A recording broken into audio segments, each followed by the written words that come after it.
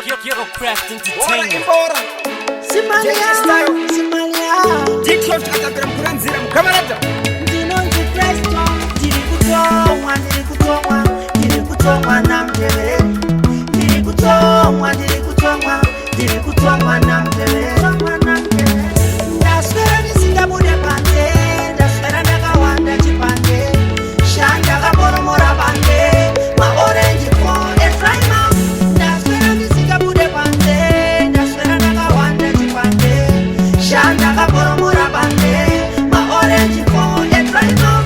Delista shimwe suwa ndakastika, pamusika paigova nepaprika, ndikati zvino momsi yatashinga, haindikweretese inobuka. Ndakazokwereteswa namutevere, anga akaisa panga panzeve, zvikanzukasatosa ndikutere, ndizokudhubula chete zvizive. Ndiri kutomwa namutevere, ndiri kutomwa namutevere.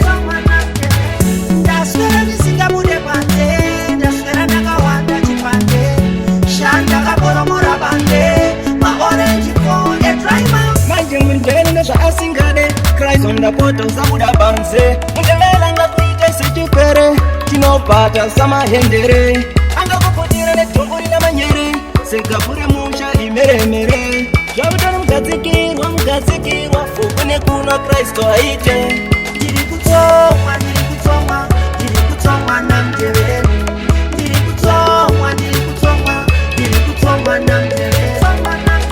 Zatoma weke kuita semuroi vakutoda hoyo bhora resindu kushandisa gacheche kana mbinjiri dai wakasiva ichakutunga miriri wakuita sehoto kuteera mhepo ndichakuviga mubako kuita samambo. Jordan pashamba Hatisi maninja ana mashaki asi tisu makomoto.